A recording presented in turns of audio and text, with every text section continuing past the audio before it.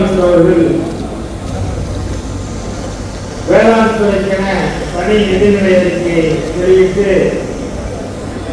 கடந்த 5 ஆண்டுகளிலே மட்டும் 1.94 லட்சம் கோடி நிதியினை இந்த வேளாண் துறைக்கு ஒதுக்கீடு செய்து இந்த வேளாண் துறையில புரட்சியை ஏற்படுத்த வேண்டும், பசுமை புரட்சி ஏற்படுத்த வேண்டும் என்கிற உன்னத நோக்கத்தோடு முதலமைச்சர் அவர்கள் செயல்பட்டுக் கொண்டிருக்கிறார். தமிழ்நாட்டில் எல்லாருக்கும் எல்லாம் என்ற அடிப்படையில் எல்லா துறையிலையும் இந்தியாவிலேயே முதன்மை துறைகளாக தமிழ்நாடு முதன்மை மாநிலமாக இருக்கக்கூடிய அளவிற்கு நம்முடைய முதலமைச்சர் அவர்கள் ஓயாது உழைத்துக் கொண்டிருக்கிறார்.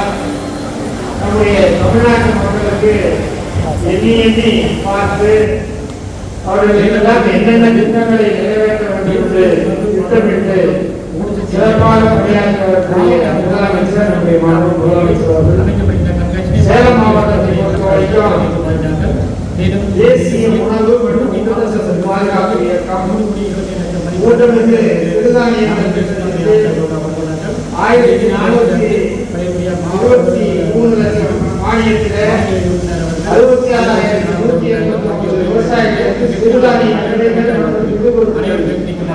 வழங்கப்பட்டு பயனடைந்திருக்கின்றன. அதே போல கடந்த 4 ஆண்டுகளிலே 16.22 லட்சம் மெட்ரிக் டன் எனும் உச்ச அளவை உணவு தானிய உற்பத்தியில மாவட்டம் ஈடுபட்டிருக்கிறது.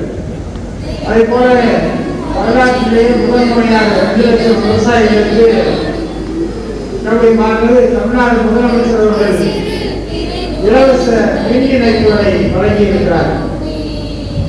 அதே போல ஒருங்கிணைந்த வேளாண் வளர்ச்சி திட்டத்தின் கீழ் 77 கோடி ரூபாய் மதிப்புள்ள 61 லட்சம் விவசாயிகள் பயனடைந்து இதில் 57,217 ஏக்கர் தரிசு நிலம் விளைநிலங்களால் மாற்றப்பட்டுள்ளது. இப்படி விவசாயிகள் அனைவரும் உணவு உற்பத்தியில ஈடுபட்டு விவசாயிகளுடைய வருமானத்தை பெருக்க வேண்டும், உணவு பெருக்க வேண்டும் என்கிற தலையாய நோக்கத்தோடு நம்முடைய முதலமைச்சர் அவர்கள் தொடர்ந்து இந்த துறையை ஊக்கப்படுத்தி வருகிறார். அதுவும் நம்முடைய மாவட்டத்தில் பயிர்க்கடன் மட்டும் 53,341 ரூபாயை முதலமைச்சர் வழங்கி 5 ஆண்டு காலத்தில் இந்த தொகை வழங்கப்பட்டிருக்கிறது.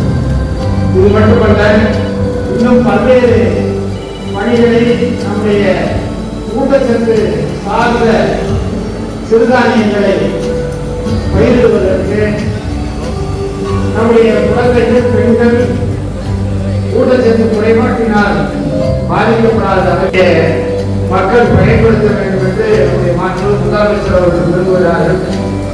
எனவே சிறுதானியங்கள் பொறுத்தவரை நம்முடைய தமிழ்நாட்டில் முதலமைச்சர் அவர்கள் உற்பத்தி முகர்வு சார்ந்த கவனம் செலுத்தி சாகுபடி பரப்பை அதிகப்படுத்தி உற்பத்தி திறனை அதிகப்படுத்தி மிகச்சிறந்த மாநிலமாக நம்முடைய மாநிலத்தை உருவாக்கி இருக்கிறார்கள். வளர்ந்துள்ள வளர்ச்சி இலக்குகள் என்கிற அடிப்படையில் மிக தொலைநோக்கு திட்டமாக நம்முடைய முதலமைச்சர் அறிவித்து நம்முடைய தமிழ்நாட்டில் இருக்கிற அனைத்து மக்களுக்கும் பயன்பட வேண்டும் என்ற அந்த அரிய நோக்கத்தோடு முதலமைச்சர் அவர்கள் பணியாற்றிக் கொண்டிருக்கிறார்கள்.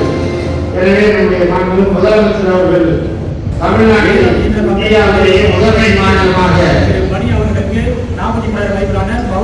வளர்ச்சியை காட்டியிருக்கிறார்கள்.